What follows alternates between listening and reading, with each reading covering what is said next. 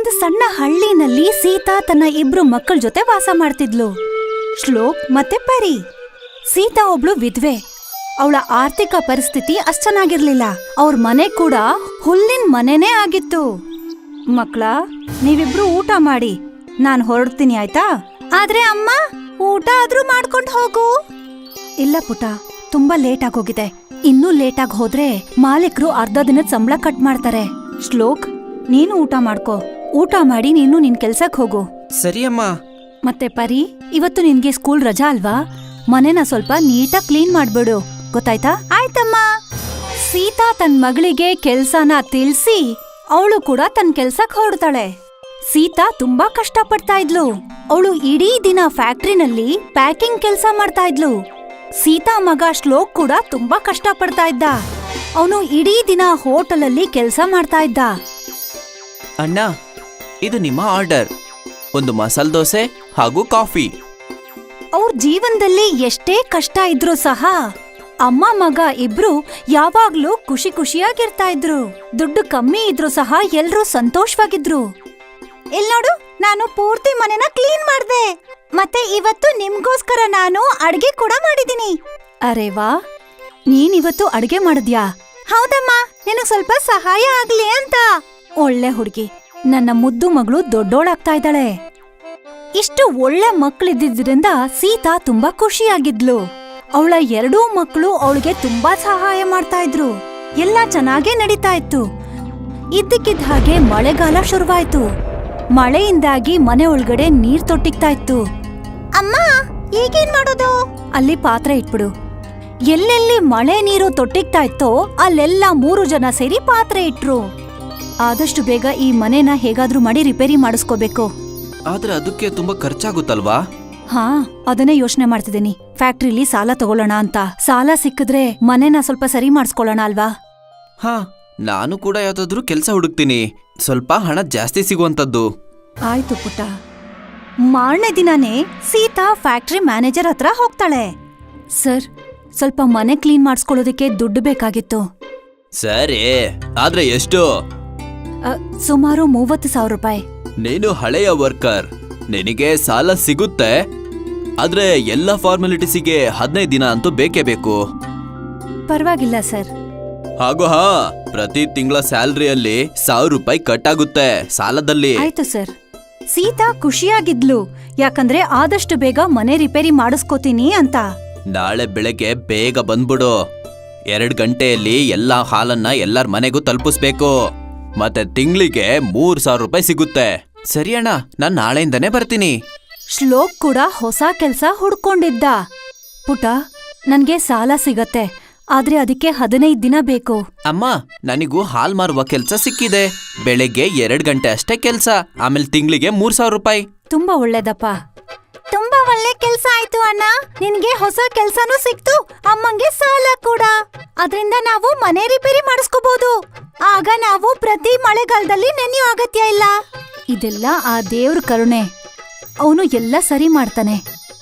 ಇಲ್ಲಿವರೆಗೂ ಎಲ್ಲ ಸರಿಯಾಗೇ ನಡೀತಿತ್ತು. ಆದ್ರೆ ಇದ್ದಕ್ಕಿದ್ದ ಹಾಗೆ ಜೋರಾಗಿ ಮಳೆ ಬರೋಕ್ ಶುರುವಾಯ್ತು. ಮಳೆ ನಿಲ್ಲೋ ಮಾತೇ ಇರ್ಲಿಲ್ಲ. ಸೀತಾ ಮನೆ ಒಳಗಡೆ ನೀರ್ ಸುರಿಯೋಕ್ ಶುರುವಾಯ್ತು. ಈ ಮಳೆ ಬಹುಶಃ ಇವಾಗ ನಿಲ್ಲಲ್ಲ ಅಂತ ಕಾಣತ್ತೆ. ಒಂದ್ ವೇಳೆ ಇದೇ ತರ ನಡೀತಿದ್ರೆ ಊರಲ್ಲಿ ಪ್ರವಾಹ ಬಂದ್ಬಿಡುತ್ತೆ. ಪ್ರತಿಯೊಬ್ರು ಹೆದರ್ಕೊಂಡಿದ್ರು. ರಾತ್ರಿ ಇಡೀ ಮಳೆ ಸುರಿತಾನೇ ಇತ್ತು. ಇಡೀ ಹಳ್ಳಿ ನೀರ್ ತುಂಬ್ಕೋತಾ ಇತ್ತು. ಸೀತಾ ಮನೆಯಲ್ಲೂ ನೀರ್ ತುಂಬ್ಕೊಳಕ್ ಶುರುವಾಯ್ತು. ಮಕ್ಕಳ, ಬೇಕಾಗಿರೋ ಎಲ್ಲಾ ವಸ್ತುಗಳನ್ನೂ ಎತ್ಕೊಳ್ಳಿ, ನಾವಿಲ್ಲಿಂದ ಬೇರೆ ಕಡೆ ಹೋಗ್ಬೇಕಾಗತ್ತೆ. 3 ಜನ ಬೇಕಾಗಿರೋದನ್ನ ತಗೊಂಡು ನೀರಲ್ಲೇ ನಡ್ಕೊಂಡು ಮುಂದೆ ಹೋಗ್ತಾ ಇರ್ತಾರೆ. ಅಮ್ಮ, ನೀರ್ ಜಾಸ್ತಿ ಆಗ್ತಾನೆ ಹೋಗ್ತಿದೆ. ನಮ್ ಹಳ್ಳಿನಲ್ಲಿ ಅಂತ ಯಾವ ಜಾಗ ಇದೆ ಈ ಮಳೆಯಿಂದ ನಾವು ತಪ್ಪಿಸ್ಕೊಳ್ಳೋದಿಕ್ಕೆ? ಗೊತ್ತಿಲ್ಲಮ್ಮ. ಶ್ಲೋಕ್ ಯೋಚನೆ ಮಾಡ್ತಾ ಇದ್ದ. ಅವನ್ಗೆ ಏನೋ ನೆನ್ಪಾಯ್ತು. ಅಮ್ಮ, ನನಗೆ ಒಂದ್ ಜಾಗ ಗೊತ್ತಿದೆ, ಬನ್ನಿ ನನ್ ಜೊತೆಗೆ. ಶ್ಲೋಕ್ ತನ್ನ ಕುಟುಂಬದವ್ರನ್ನ ಹಳ್ಳಿಯ ಇನ್ನೊಂದು ಮೂಲೆಗೆ ಕರ್ಕೊಂಡು ಹೋದ. ಅಲ್ಲಿ ಒಂದು ಬಂಜರ ಭೂಮಿನಲ್ಲಿ ಹಳೇದೊಂದು ಟ್ರೈನ್ ಡಬ್ಬ ಇತ್ತು. ನಾವು ಆ ಟ್ರೈನ್ ಒಳಗಡೆ ಸುರಕ್ಷಿತವಾಗಿರ್ಬೋದು. ಮಳೆಯಿಂದ ತಪ್ಪಿಸ್ಕೊಳ್ಳೋದಕ್ಕೆ 3 ಜನ ಟ್ರೈನ್ ಬೋಗಿ ಒಳಗಡೆ ಹೋಗ್ತಾರೆ. ಕೊನೆ ಪಕ್ಷ ನಾವಿಲ್ಲಿ ನೆನೆಯೋದಿಲ್ಲ. ಅಮ್ಮ, ಇದು ನಮ್ಮ ಮನೆಗಿಂತ ಚೆನ್ನಾಗಿದೆ. ಮಲ್ಕೊಳ್ಳೋದಕ್ಕೆ ಹಾಸಿಗೆ ಕೂಡ ಇದೆ ಅಮ್ಮ. ಹಾ, ಮೊದ್ಲು ತಿನ್ನೋದಿಕ್ಕೆ ಏನಾದ್ರೂ ವ್ಯವಸ್ಥೆ ಮಾಡೋಣ. ಸೀತಾ ತನ್ನ ಜೊತೆ ತಂದಿದ್ದಂತ ಎಲ್ಲಾ ವಸ್ತುಗಳನ್ನೂ ತೆಗಿತಾಳೆ. ಅವಳು ತಂದಿದ್ರಲ್ಲಿ ಸ್ಟವ್ ಇತ್ತು, ಪಾತ್ರೆಗಳಿತ್ತು, ಮತ್ತೆ ಅಡ್ಗೆ ಮಾಡೋ ಕೆಲವು ಸಾಮಾನ್ಗಳಿದ್ವು. ಸೀತಾ ಅದರಿಂದ ಅಡ್ಗೆ ಮಾಡ್ತಾಳೆ. ಅಮ್ಮ ತುಂಬಾ ಹೊಟ್ಟೆ ಹಸುತ್ತಿದೆ. ಒಂದ್ 5 ನಿಮಿಷಪ್ಪ ಆಯ್ತು. ಮಳೆನಲ್ಲಿ ನಡೆದಿದ್ರಿಂದಾಗಿ ಎಲ್ರಿಗೂ ಹಸುವಾಗಿತ್ತು. ಅಡ್ಗೆ ರೆಡಿ ಆಗ್ತಿದ್ ಹಾಗೆ ಸೀತಾ ಎಲ್ರಿಗೂ ಊಟ ಬಡಿಸ್ತಾಳೆ. ತಾನು ಕೂಡ ಊಟ ಮಾಡ್ತಾಳೆ. ಅವಸರದಲ್ಲಿ ಎಲ್ರೂ ಊಟ ಮಾಡ್ತಾರೆ. ನಮ್ ಮನೆಯ ಪರಿಸ್ಥಿತಿ ಹೇಗಾಗಿರ್ಬೋದು? ಬಹುಶಃ ಮುಳುಗ್ ಹೋಗಿರ್ಬೇಕು.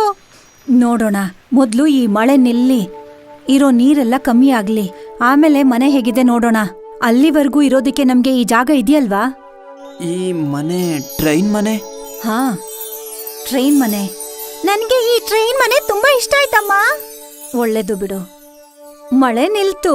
ನಿಧಾನವಾಗಿ ನೀರು ಕೂಡ ಕಮ್ಮಿ ಆಗ್ತಾ ಹೋಯ್ತು. ಹಳ್ಳಿ ಜನಗಳು ಮತ್ತೆ ತಮ್ಮ ತಮ್ಮ ಮನೆಗಳಿಗೆ ಹೋಗ್ತಿದ್ರು.